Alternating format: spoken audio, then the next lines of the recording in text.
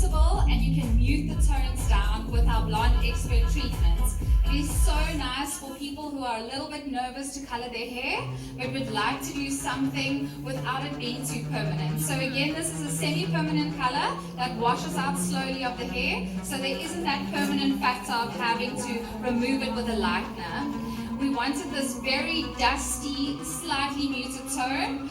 Our beautiful model here, she is a professional and can't have something that's too out there. So I think that this was a wonderful choice for her. This color, we mixed a very muted pink, and as I mentioned, with our treatments. So yeah, I love how it came out. I think it is so soft and something a little bit different. What's so cool is when she stands in the lights outside in the sun, you can see more of it than obviously when she's inside. So beautiful, Jade. Thank you so much. Is this a tone that you find you can use quite a lot? This sort of like for people that may be a little bit, because I think with clear bold, people think it's always got to be super bright, right? Yes, definitely. I think people always think, you know, if you talk about a vibrant color, they expect it to be in your face and out there. But I love that it's something that can be diluted. And yeah, these days everybody loves a rose gold. I think it has been the color for the season for quite some time. I think it is a tone that suits most skin tones, which is also very important. And yeah, I love that it's like a rosy, slight shine to the hair, which again is something that a professional can even wear.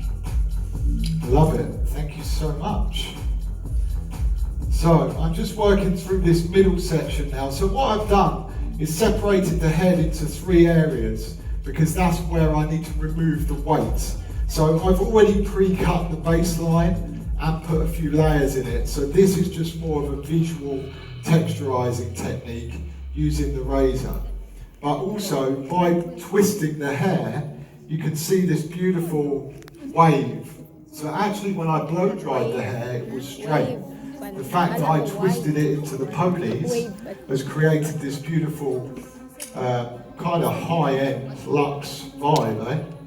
Yeah, I think everybody's talking about luxe brown and expensive brunette, and this is just another version of that in a slightly lighter form. She had previous highlights in her hair that were quite warm, and I myself was surprised at how the color took over her hair that was already not as light as you would expect it to be. So again, this was on a level, about a level 7, level 8, so it doesn't always necessarily need to be super, super light in order to achieve this look.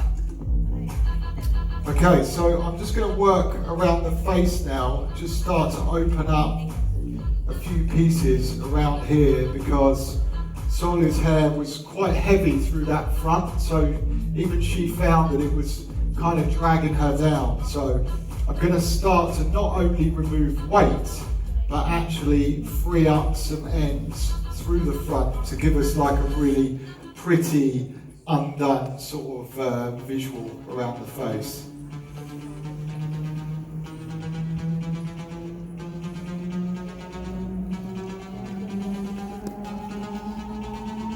So you can see here these bits.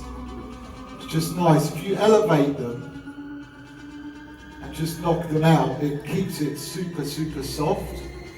So I don't want to have any lines in the hair. I want the hair to be super sexy.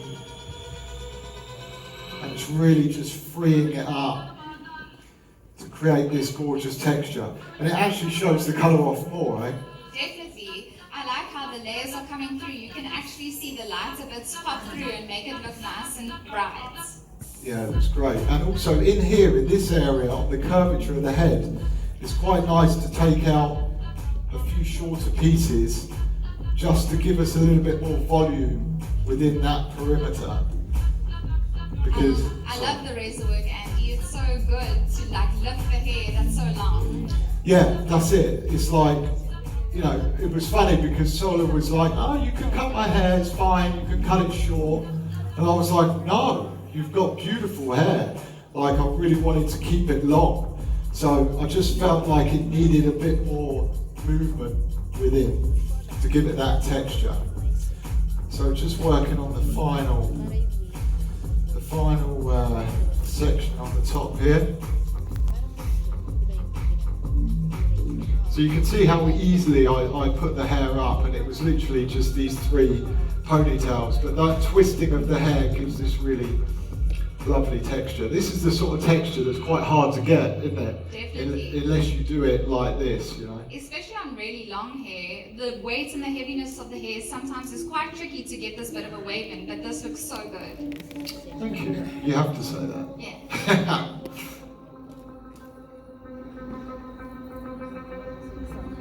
As mentioned earlier, she had previous balayage done, and so you'll see when we get to the top section, we added a few, very few pieces just to lift the balayage ever so slightly. And again, we used our awesome blonde expert lightener just to create a little bit of definition between the growth of the previous balayage that she had.